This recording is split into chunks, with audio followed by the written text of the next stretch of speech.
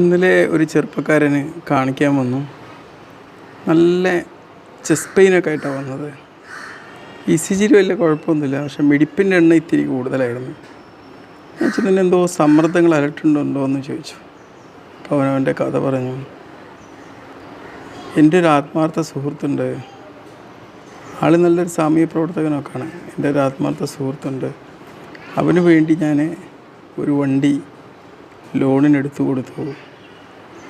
അവൻ്റെ അടവൊക്കെ കറക്റ്റ് അടക്കാമെന്ന് പറഞ്ഞിരുന്നു. പക്ഷേ ഇപ്പോൾ 3-4 മാസമായിട്ട്, കുറേ മാസമായിട്ട് 3-4 അടവായി. ഇപ്പോൾ അവർ അടവടച്ചിട്ടില്ലെങ്കിൽ ആ കമ്പനി ഇവനെതിരെ കേസെടുക്കല്ലോ. അപ്പോൾ കേസിന് വേണ്ടി പോകാൻ നിൽക്കുകയാണ്.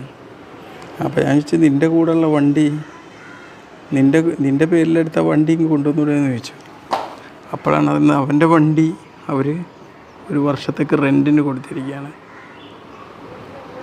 അപ്പോൾ ഞാനിങ്ങനെ ആലോചിച്ചു, അവനാണെങ്കിൽ അവൻ്റെ ആത്മാർത്ഥ സുഹൃത്താണ്.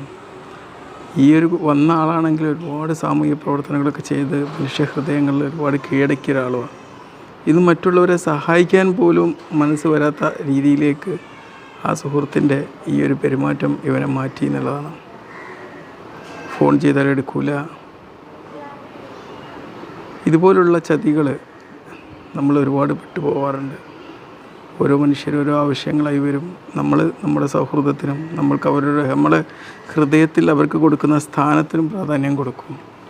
പക്ഷെ എനിക്ക് പറയാനുള്ളത് എന്താ പറയുക, നമ്മൾ പണത്തിൻ്റെ കാര്യത്തിൽ അങ്ങനത്തെ കാര്യത്തിലൊന്നും വളരെ സൂക്ഷിച്ച് കൈകാര്യം ചെയ്യണം. വൈകാരികമായി ഒരു ട്രാപ്പ് ഉണ്ടാക്കിയിട്ട് നമ്മളെ വീഴ്ത്തിക്കളയുന്ന ഒരുപാട് ആൾക്കാരുണ്ടാവും.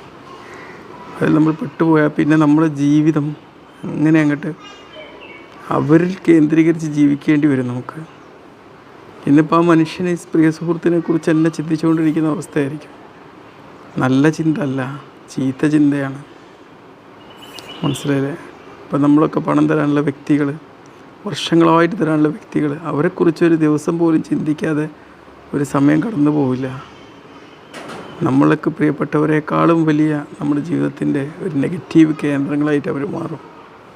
ഒരു പക്ഷേ ഒരു സമയത്ത് നമുക്ക് പറയാൻ പറ്റുന്നൊരു നോ അല്ലെങ്കിൽ ഒരു കളവ് ഒരുപാട് അസ്വസ്ഥതകൾ നിറഞ്ഞൊരു മനസ്സ് ഉണ്ടാക്കിയെടുക്കുന്നതിന് നമ്മൾ തടയും എന്നുള്ളതാണ്. ഒരു പക്ഷേ ഈ സഹോദരൻ ആ സമയത്ത് നോ പറഞ്ഞിരുന്നെങ്കിൽ നമുക്ക് മുമ്പിലും ഇതുപോലെ ആവശ്യങ്ങളുമായിട്ട് എത്രയോ ആൾക്കാർ വരും.